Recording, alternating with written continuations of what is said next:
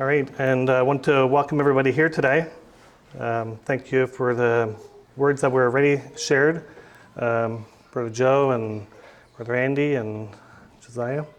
Appreciate that. All right, so what we're going to be looking at today is a story from the Old Testament, and we're going to be looking at the book of the Song of Songs. Verse 1 of this book is the Song of Songs, which is Solomon's, and that's what we want to take a look at today. So just a few preliminary things. The author of this book was Solomon. He was the son of David, king of Israel, and that's almost uncontested throughout history. The title is taken from verse 1, like I already mentioned. The historic title of this book has been Song of Songs, and that literally means like the best song. It's kind of like if you say the Lord of Lords, it's the Lord over the Lords. It's the King over the kings, or the heaven over the heavens. Vanity of vanities, same idea. And here we have the Song of Songs. This is the preeminent song, if you will. And it's one of the least read and most misunderstood books of the Bible. I say it's the least read. It's among those. If you look up the list of most neglected books in the Bible, this is not at the top of the list, but it is prominent among those least read. But it is believed to be the least preached book of the Bible. And is there anybody here that ever heard a sermon on the Song of Songs? 1, 2, 3, 4. Yeah, there's a few. All right, so it's probably the least preached. At least that's what they say. So there's 4 views of this book. One view is that it's a picture of God's love for Israel. Another view is that it's a picture of God's love for the church. Another picture is that it's God's intent for marital love. And finally, there is the view that it's not the picture of anything. This is called the storyless perspective. So on the first point, this view that the book is a picture of God's love for Israel was held by many Jews, especially in the past. In fact, in the past, there's multiple witnesses to this in extra-biblical writings, that this book, this story, this song, would be retold every Passover, which is interesting. Why would the Song of Songs be told at Passover? We'll talk about that a little bit later on. It's a picture of God's love for the church. This has been the dominant view throughout Christian history. The popular view today is that it's illustrating God's intent for marital love. And then increasingly, this view that it has a storyless, what's called the storyless perspective, is maybe a little bit comparable to like the Proverbs, where you have a bunch of different good sayings, but they're not really connected, you could say, perhaps. And so this view says that it's disconnected love poetry. They would say there's not really a story, it's just poetic composition put together, disconnected from each other. So these 4 views here are also chronologically arranged here by history. So the earliest view was the view that is God's love for Israel. To the most modern view in order is the storyless perspective. And then, of course, so Israel and then the church is how it was later understood when the church began. And then finally today it's dominant to be the marital view, but the storyless perspective is gaining ground. So why is this difficult to settle? Why could this not be more clear? Well, I think there's a few reasons, and the first reason is that oftentimes there's a desire or even a rush to spiritualize things. So I'm going to tell you 2 stories. The first story is of somebody that I enjoyed being with. He was a young teenager, and but I didn't really have like a lot of interaction with him, but I wanted to. So I would try to strike up conversations, and I asked him one time, we were at church, I said, what do you like to do, like in your spare time? And he's somebody who was very fun-loving and would ride around on his mower in the mud puddles. And anyway, so I thought, he's going to say something like that. But he responded instead saying that he likes to read his Bible, which is, no doubt what he thought the right answer is supposed to be. And but yeah, there's this desire to spiritualize things. There's another story as well, and that is there was a Sunday school teacher, and she came before her class, and she has all these students there. And so anyway, she says, I'm going to tell you a story about something that is small and gray and runs up and down in the trees. Anyone have any ideas? And everyone's, just sitting quietly, and she's like, it has a bushy tail, and it likes to eat acorns and hides them under the ground. And I'm like, what am I talking about? And nobody says anything, and she's like, come on, this is not a hard question. And finally one of the boys raises his hand, and she's like, yeah. And he's like, I'm sure the answer is supposed to be Jesus, but it sure sounds like a squirrel. So there's this desire to spiritualize things that I think is sometimes hurtful, because people don't really, you can't just be real and talk about something. And I think that happens when you come to the book of the Song of Solomon.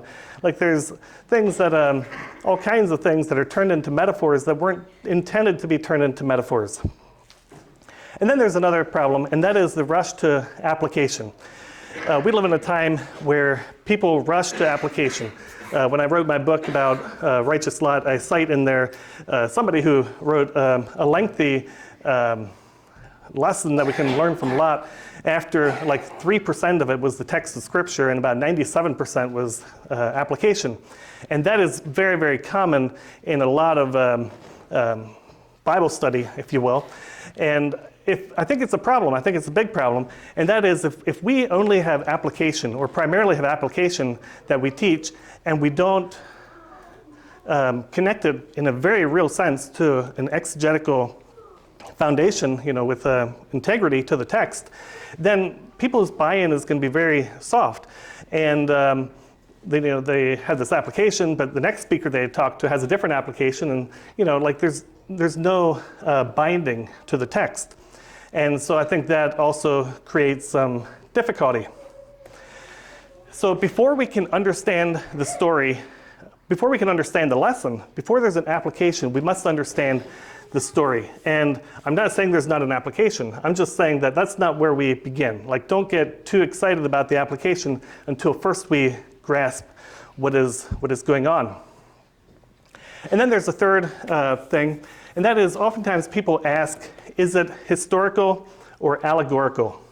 So I would like to ask a question about two other stories that are in the Bible and ask you, is this historical or allegorical? What about the flood?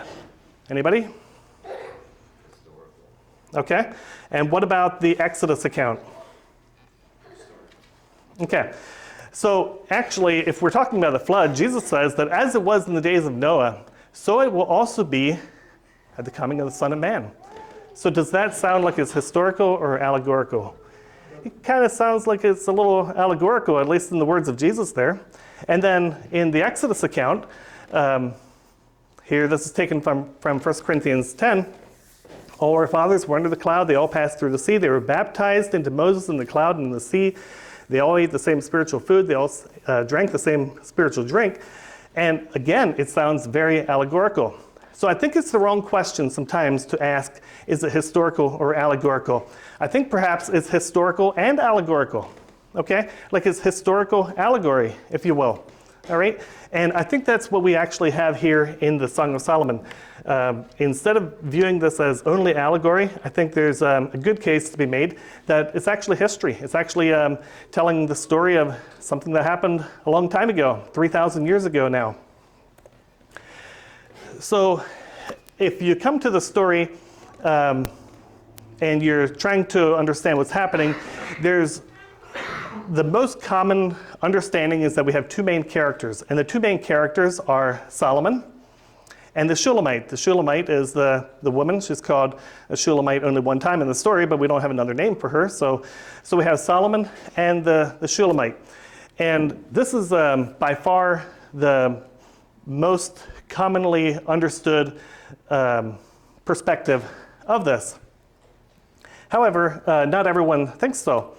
There's some people who have this strange idea that maybe there's a third character and a main character. Everyone understands, yes, there's other people too that are mentioned, but as far as being a main character, it may be, and I am of this persuasion, that there is another character, and there's some good reasons to think that.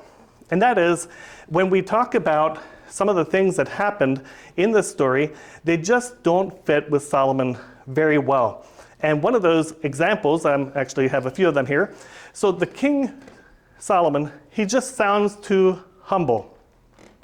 So these are the words of the Shulamite speaking about somebody, and people presume this to be the king. Tell me, you whom my soul loves, where you shepherd your flock, where you rest them at noonday. Does that sound like something the king is doing? Is he out on the hills with his sheep? My beloved is mine and I am his, he who shepherds his flock among the lilies. If you read anything about Solomon, this does not sound like Solomon. My beloved has gone down to his garden, to the beds of spice, to shepherd his sheep in the gardens, and to gather lilies. I am my beloved's, and my beloved is mine, he who shepherds his sheep among the lilies. Another problem is that this king, Solomon, is just not a good role model. So whatever we want to come up with when we finally have application, it's just not great that we have this serial polygamist who is the hero, the one hero of the story. David, he had 10 wives, whatever. That's like not good, but not nearly as bad as Solomon. And at the time of this writing, Solomon had 60 queens. He had 80 concubines. And it also tells us in chapter 6, verse 8, that he had maidens without number. So that number only grows to a lot more later on. Did you know that we have King Saul, we have King David, and then we have King Solomon, and then the kingdom split. And the scripture specifically says that the reason for it splitting is because of this issue. Like, this is not just a funny thing that he had, 1,000 wives or whatever, but it was a very consequential thing that followed the kingdom throughout the rest of its history, where Judah and Israel were split into two nations. All right, and then thirdly, another problem is that the daughters of Jerusalem are identified in this story. They're women, they're either queens or concubines or maidens, these maybe the harem, if you will, of King Solomon. These women don't seem to know much about the Shulamite's lover. And so they ask the Shulamite for a description, and she gives 11 verses trying to describe what her lover is like, and half of these women are married to him. And it doesn't make sense that they wouldn't understand this. And then finally, there's 2 times that it talks about the Shulamite meeting up with the night guards. And these night guards don't seem to know who she is or even who her lover is. And the second time, they beat her up. And it's like, the story doesn't make much sense. And I think because of this is why some people are now resorting to the storyless perspective, because they're like, how do you make any sense out of this thing? And so they're like, maybe this is just a bunch of disconnected things that are put together. I believe that would be a mistake. So I would like to make the case that there is a third person, a third main character, and this is the shepherd. So we have the Shulamite, and then we have 2 characters, Solomon, and another male character, the shepherd. And in Solomon, we have a wealthy person. He's powerful, he's ungodly, and he's demanding. And then we have another character, who is the shepherd, who is humble, he's unknown, he's godly, and he's inviting. So what I'm presenting here is what is called the shepherd hypothesis. This is a rather fringe view. It's, I believe, the historic view. I think this was the first understanding, but today it's almost forgotten, and I would like to recover it as much as we can. All right, so when you look in your Bible, depending what Bible you have, you may see these little headings, okay? So I have a picture here of my Bible, and it has the bride and the companions and the groom and whatever, all these different sections. So obviously these are just interpretive notes. These are written in by translators or Bible editors or something. And somebody is doing their best to identify who is speaking. Obviously, the text doesn't, for the most part, doesn't say who is speaking. So how do they know this? Like, is this all guesswork that they're putting in here by the translator? Well, not exactly, no. In both Hebrew and in Greek, the verbs and the pronouns and the suffixes of some words have a gender. Okay, so because of that, even though it doesn't say who's speaking, we can figure out when it's a male and when it's a female. Okay, so they can use that and they say, oh, this is a female speaking, so therefore they say the bride. And this is a male speaking, so they write the groom, right? And so it's an educated guess. It's not a bad guess in many cases. It's not a complete science because we don't always know if, maybe the lady is speaking about the words of the man, like she might be quoting what he is saying, and so it's not 100% clear, but it's a good attempt to put that together. However, when you go to the three-person view, now you have another problem, and that is if you have the female pronouns and verbs and suffixes, we know there's only one Shulamite, okay? But if you go with if it's a male, then we have two of them. Now we have to figure out, is this now talking about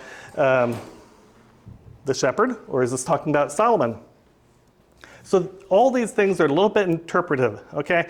So I'm not here to present something that I'm saying, thus saith the Lord. These are best guesses, and I think is a reasonable understanding.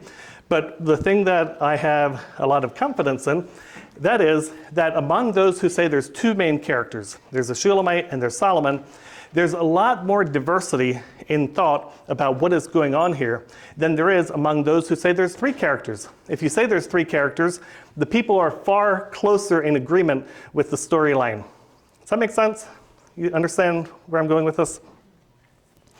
All right, so I'm going to present to you the story of the Song of Songs that is, to the best of my understanding, probably an actual account, not just a parable, but it's given in a few different scenes. So each scene is like a section of the story. You can look up commentaries on the Song of Songs, and you'll find lots of them. But if you are looking for those commentaries that present the three-person view, like I'm going to present, they're going to be few and far between. And I have a few of those commentaries, and they might be about all that are out there. There's very few of them.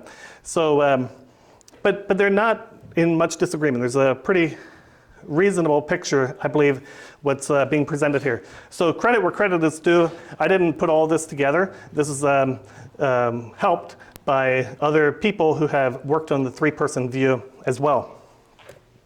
All right, so the first scene opens with this young Jewish lady. She's known as the Shulamite. And when the story opens, right in the beginning, she is among the daughters of Jerusalem. So when the story opens, she's talking here with these other women in Jerusalem.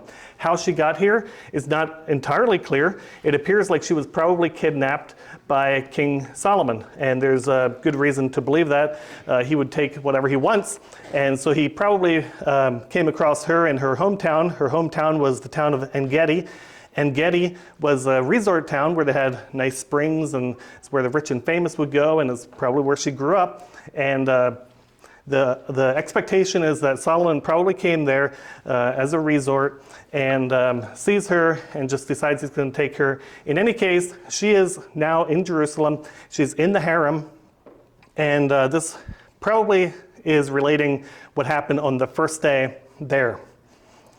And so anyway, she's not impressed with Solomon, and she's alone in that because, you know, she's up against the most powerful person in the world. All right, so she confesses to this harem, to these daughters of Jerusalem, her desire for her lover. But the interesting thing, and you got to catch this, is that when she is speaking to them, they think that she is talking about Solomon initially, okay, until she corrects that understanding. And here's what she says. Let him kiss me with the kisses of his mouth, for your love is better than wine, and the smell of your ointments is better than all spices. So keep in mind, she's talking about her shepherd back home in Gedi, and they think that she's talking about Solomon. So the things that she's already referencing here, and which are going to be recurring themes as we go through this, is things from her homeland. It talks about vineyards, and it talks about grapes, and it talks about wine, and it talks about spices. So while her lover is in the homeland in Gedi, he's a shepherd, but he also appears to have this spice business, it appears like, because a lot of things about spices are associated with him. And we'll see that as we go along. But anyway, right here in the first verse, already spices and ointments and wine is mentioned, all things that come from her homeland. She says, speaking like to her lover, but in his absence, she says, your name is ointment poured forth. Therefore, the young maidens love you, they draw you. When it says your name, is probably a reference to your reputation. Your reputation is favorable towards everyone that hears about you. So much so that the shepherd is like pursued by others. But so she kind of imagines herself as maybe a little vulnerable because now she's away and everyone likes her lover back home. And she imagines these other people saying, we will run after you for the smell of your ointments. So she's jealous over him, but she's trapped and she has no options here. So she offers this complaint of her circumstances and says, the king brought me into his chamber. So when the people around her, these daughters of Jerusalem, hear her say that the king brought me into his chamber, they think that this is a cause for celebration because they think that, who doesn't want to be married to the king? So they said, let us be extremely joyful and glad in you. And Solomon was evidently there as well. And so they respond to him and let Solomon know that they will be accepting of her. Like, we're going to welcome her among our assembly of women. So they said that we will love her more than wine. And then they said, uprightness loves you, probably referring to like some kind of a compliment to say that this is like your reward for your goodness or something like that. But she needs to make it clear that they're not understanding what's going on because she doesn't want Solomon at all. So she says that I am black and beautiful, O daughters of Jerusalem, as the tents of Kedar, as the curtains of Solomon. So she's obviously saying here that I'm a misfit. I don't belong in here. And I think when she says, I think, okay, we'll get to that. She's saying that she doesn't want to have them like look down on her for being tanned. Do not look at me because I am black, for the sun gave me a tan. The sons of my mother fought with me and made me keeper in the vineyards. And I think that's simply saying that she was a hard-working lady, unlike these other ladies in the court there who probably have powdered white faces, and she's suntanned and a hard-working girl. She's basically saying, like, I don't even belong here at all. Like, this is not my desire to be here. And this is probably also a hint when it says, the sons of my mother fought with me and made me keeper in the vineyards. It's probably a hint that comes up again that she probably didn't have a father. And it may be that her father had passed away or something like that. But the brothers are taking responsibility for her, and that comes up again. She says, I have not kept my own vineyard. That's because she is now taken away and I'm unable to do my work. And I think her only regret is being a captive here in Jerusalem. So then, thinking about back home and about her beloved, she says, "Tell me, you whom my soul loves, where you shepherd your flock, where you rest them at noonday, lest I become as one who encompasses herself with the herds of your companions." So right here, she identifies her beloved as a shepherd of sheep. This is probably the first that these other daughters of Jerusalem realized that she doesn't have Solomon in mind. She's saying plain up, straight up that my beloved is a shepherd. And so she's like, I want to know where he is. And that's her longing. She wants to be with him. And then she also senses in the last part of that, the risk that if she does not return, that she could acclimate to this place where she is. Like, what if I assimilate? She's like, tell me where you are, lest I become as one who encompasses herself with the herds of your companions. Like, lest I become part of this place where I am, or comfortable with this place that I now don't desire, but it could happen. Like, she senses this risk and she wants to ward that off. So then the daughters of Jerusalem answer her.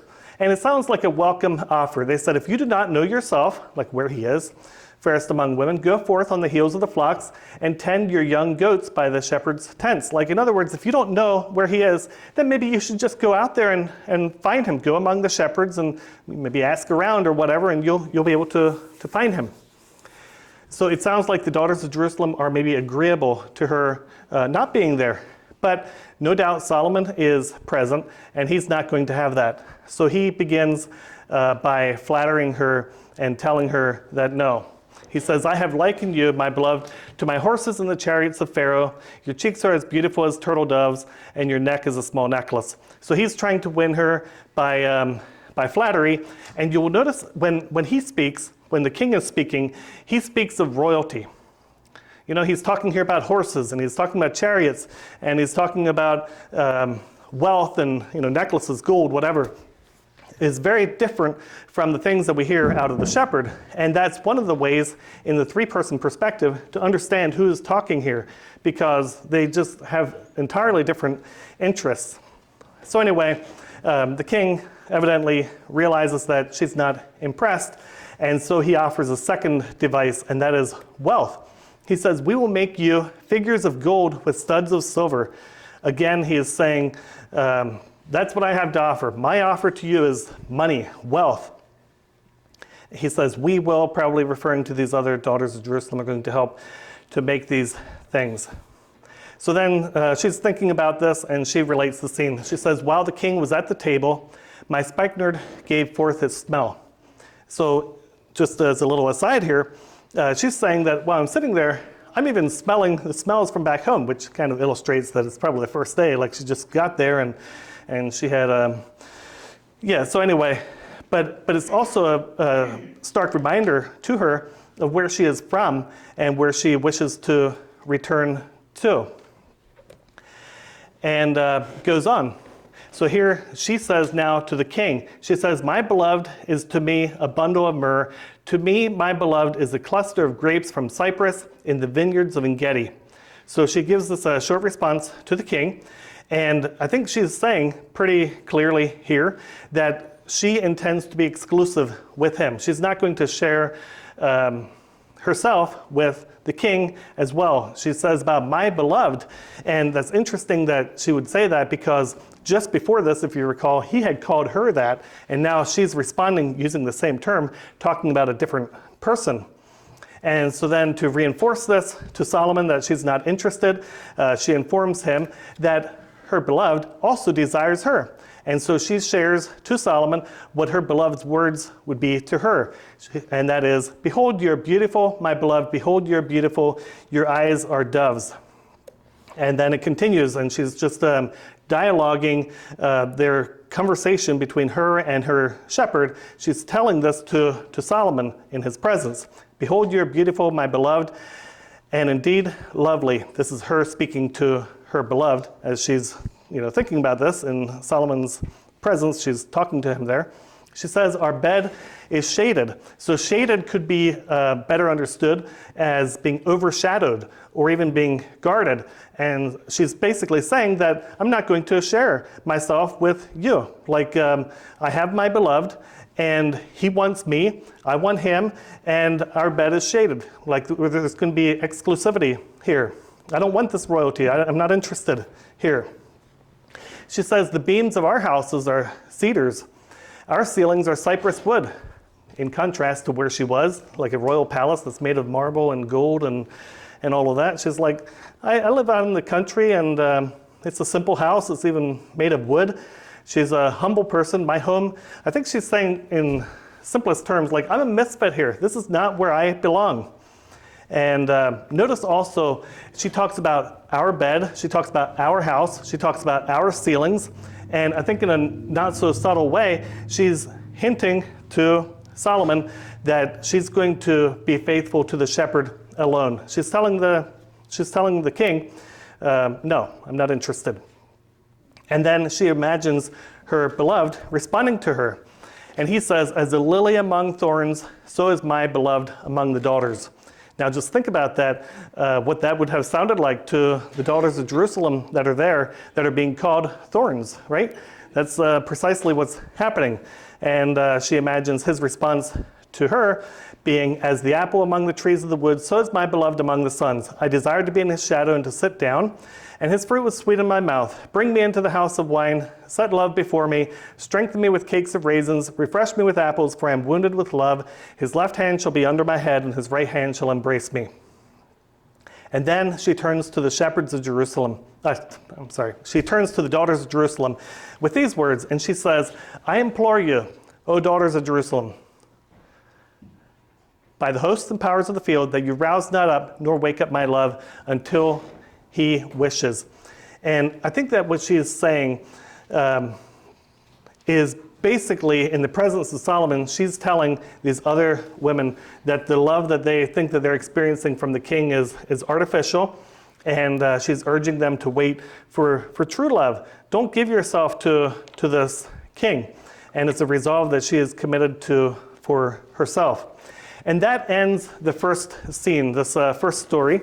It was her first day in a strange land, and she's now going to go to bed. And as she goes to bed, she has a dream. And in her dream is where this picks up then at a different time. And so that is what is here called scene 2. So here is her dream. She dreams that she is back home. And in her dream, she's not in Jerusalem. In her dream, she's where she wants to be. The voice of my beloved. Behold, he comes leaping on the mountains and skipping over the hills.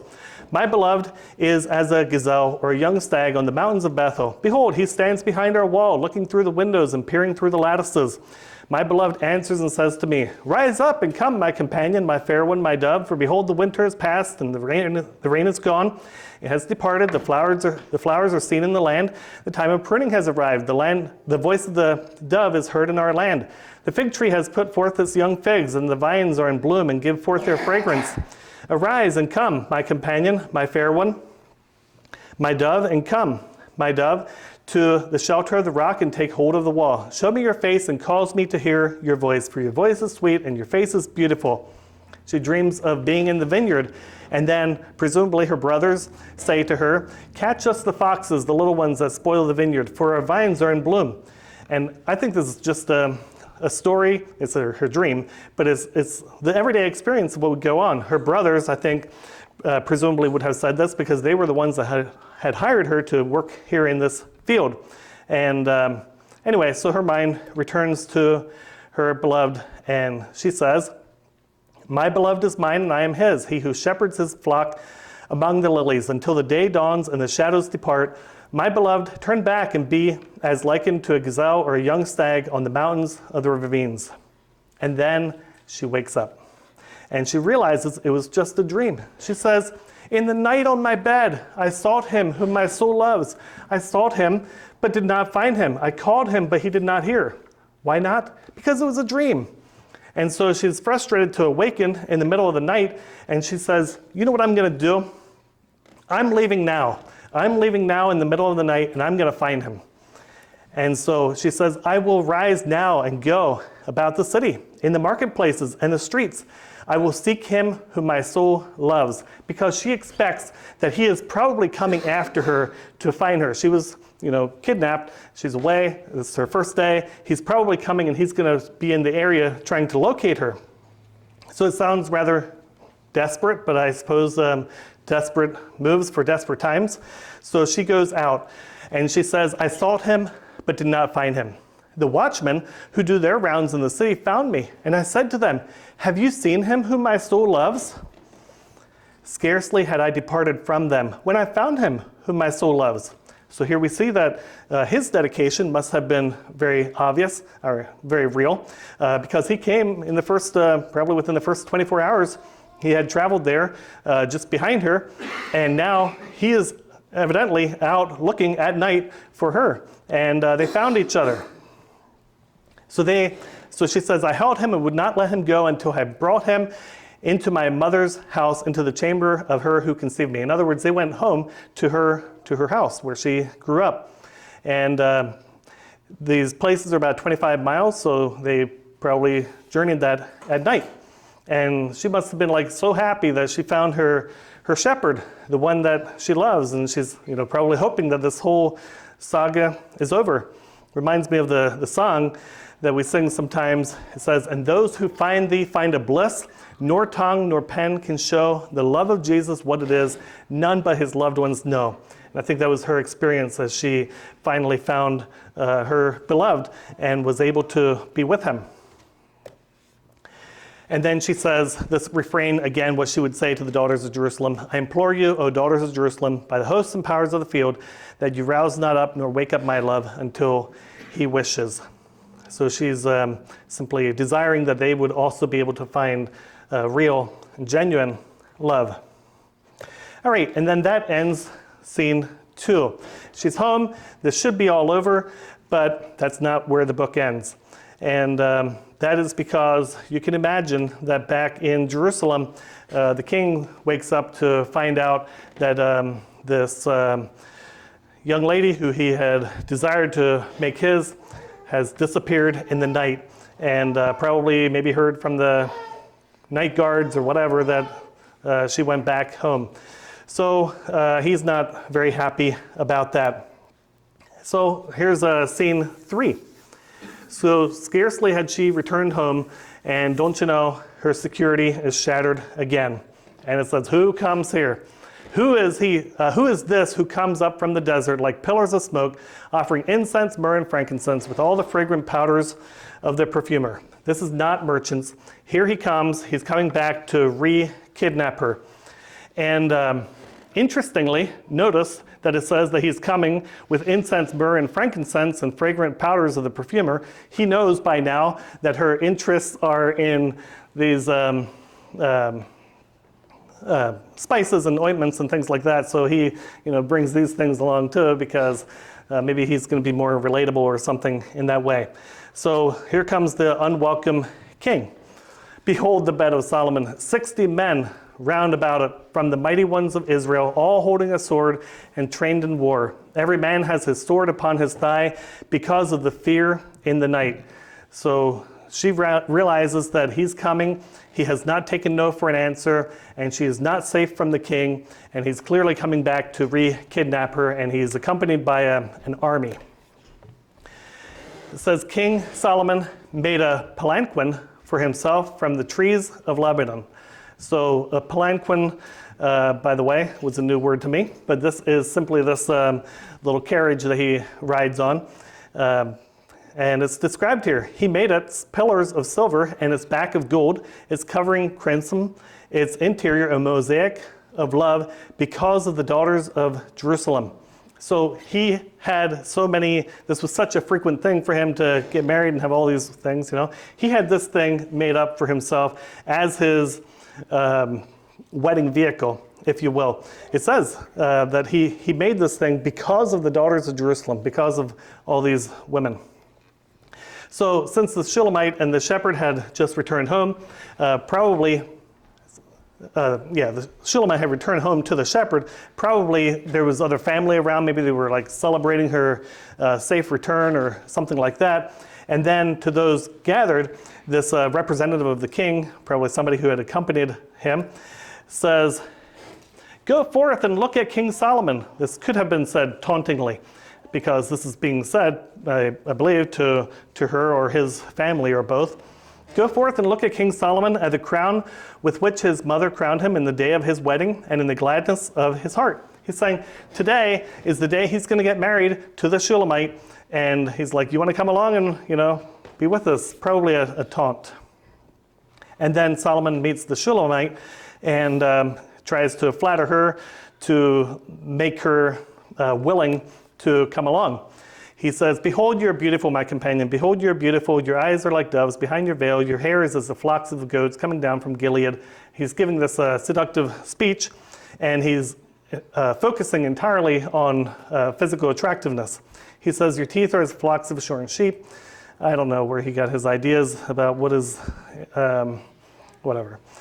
"That went up from the washing, all of them bearing twins, and none of them is barren. Your lips are like a thread of scarlet, and your manner of speech is pleasant, as the rind of a pomegranate are your cheeks behind your veil. Your neck is like a tower of David, the one built on courses of stone. 1,000 shields hang upon it, all the arrows of mighty men." Just telling you guys, this is not a good way.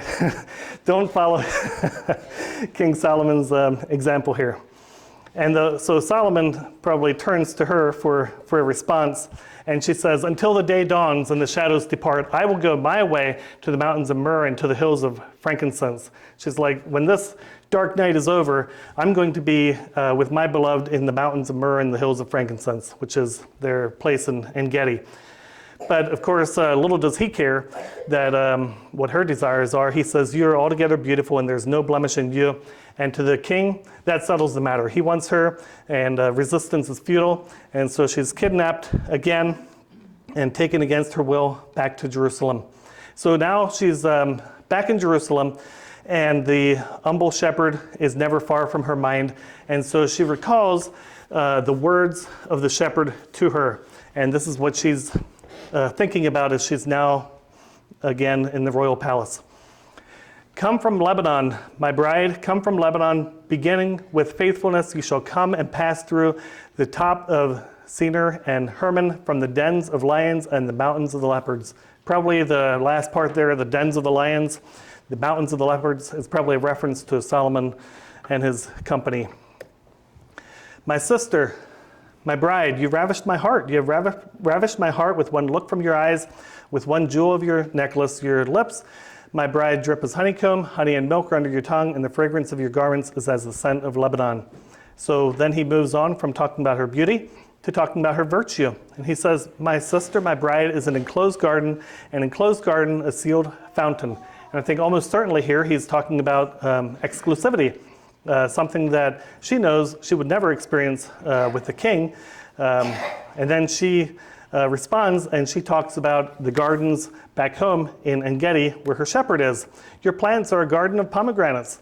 This is where her heart is, and she's desiring to be there with the fragrance of a fruit harvest and aromatic plants, spikenard and saffron, calamus and cinnamon, with every tree of Lebanon, myrrh, aloes, and all the finest spices. So clearly the glamour of the palace has not compromised her desire for home. She continues, "A fountain of gardens, a well of living and rushing water from Lebanon. Awake, O north wind, and come, O south wind. Blow upon my garden and let my spices flow out." She's blessing his work. And here for the first time, she actually calls these gardens of his her own. She says, "Blow through my garden and let my spices flow out." At least if this is her speaking, which is believed to be, she would be saying this, identifying those gardens as her own. So she's here, expecting or hoping for his success in her absence. And so she wants him to be able to enjoy these things in her absence. She says, "Let my beloved come to his garden and eat of its fruits." And then she hears her shepherd respond. And he says, in her imagination, "I came into my garden, O my sister, my bride. I harvested my myrrh with my spices. I ate my bread with my honey and drank my wine with my milk, and she doesn't want them to worry about her. She's wanting her relatives and friends to enjoy life while she's in captivity. She says, "O friends, eat and drink, and O brothers, drink abundantly." And that ends this scene. So she has been lonely and far from home, but that was kind of the least of her worries. I think her greater concern is that there's this that she's helpless in the presence of this most powerful king in the world who wishes to marry her, not because he loves her, but because he's selfish, and she just wants a way out of this, and she wants this whole nightmare to end. So I'd like to just stop there and look back at what we talked about. So here's a little review of what we talked about. Summary: the bride finds herself in a strange land under an oppressive king. The king's motivations are only for his own selfish purposes, and so he will not let her go. With no hope of being granted leave, she escapes at night and flees. However, the evil king is not going to give up easily, and he pursues to reclaim her, riding his chariot across the desert. She then finds herself in a time of testing. Ultimately, her faithfulness will be rewarded by making it to the promised land, the home of her lover. So, question to you is, does that story sound familiar? It should, because we have the same story in the Exodus. And I'm going to read the same words. The bride is Israel, the bride of our Lord. The bride finds herself in a strange land under an oppressive king. Who is that? Pharaoh. The king's motivations are only for his own selfish purposes, so he will not let her go. And there you have it. That's the Exodus. With no hope of being granted leave, she escapes at night and flees. And that's the Passover.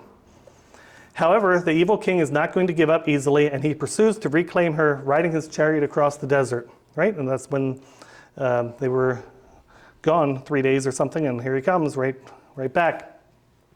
And then following that, she finds herself in a time of testing, which was essentially the rest of her life, to ultimately, if faithful, to make it to the promised land, which is the home of her lover. And that, I think, is an amazing parallel, because it also parallels our own story. Our own story is that we were also under an oppressive king who would not let us go. And God, through his amazing mercy and goodness, takes us out of that. But then, through the remainder of our life is a time of testing for us as well. So the Shulamite in this story, if we're going to move to application, hopefully understanding the story a little bit, the Shulamite is you. The Shulamite is me. And then we need to choose who we're going to be loyal to. The world wants us. The world is wealthy and powerful and ungodly and demanding, and that is our one choice. Or there's another choice, and that is the shepherd, the good shepherd, who is humble, unknown to the world, godly, of course it's God, it's our Lord himself, and invites us to come to him. I'd like to sing this song, and maybe we can stand and sing this together. This is not in our songbooks. Hopefully we know this tune and so on.